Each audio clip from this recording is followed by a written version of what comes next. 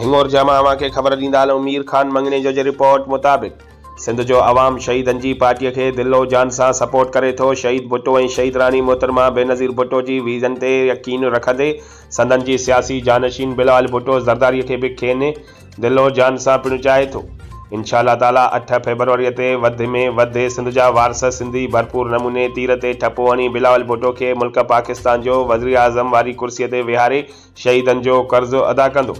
अहिड़नि ख़्यालनि जो इज़हार तक इन 204 किंगरी गंबट सोबोदरो ते पीपीए पारां नामज़द उम्मीदवार सैद जावेद अली शाह जीलानी, PS3 ते पीपीए जो नामज़द उम्मीदवार नईम अहमद खरल, हिंगोर जा लॻे ॻोठ महमद चनी मंगनेजो में साबिक़ काउंसलर वॾेरो मोहजन मंगनेजो जी रिहाइशगाह ते कोठायल कार्नर गॾिजाणीअ खे ख़िताब कंदे चयो।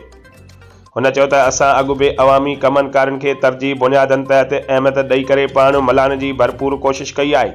इंशाअल्लाह ताला हाणे बि अवां जे वोट वारी मदद सां कामयाब थी करे तव्हांजा घुर्बल जाइज़ मसइला अवलियत जे बुनियाद तहत हल कराए दम पटींदासीं।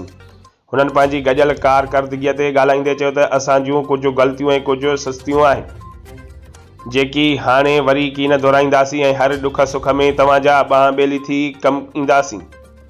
हुन मौक़े ते साणुसि गॾु आयल सहता मंगनेजा बिरादरीअ जे चीफ सरदार ॼा मुमताज़ हुसैन सहतो चयो त असांजी क़ौम काफ़ी सालनि खां पीपीए खे वोट कंदी पई अचे, पर अॼु बि अहिड़ा ॻोठ तोड़े इलाइक़ा मौजूदु आहिनि जिते कंहिं बि क़िस्म जी समाजी इंसानी सहूलियत न आहे।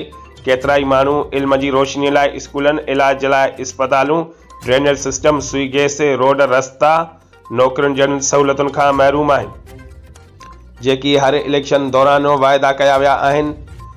तिन ते कंहिं बि क़िस्म जी अॻ भराई नाहे थी। आख़िर मज़लूम क़ौम अहिड़नि वाइदनि वफ़ाउनि जी अलमदारमंदी न थियण ते हाणे बेज़ारी कंदी ॿिए तरफ़ वाझाइण लाइ सोचे रही आहे। पर पोइ बि असां वरी बि पीपीए जे उम्मीदवारनि खे मौक़ो ॾेई रहिया आहियूं त असांजी पूरी क़ौम तव्हांखे वोट ॾेई करे अॻु जीअं सोभारो कंदी।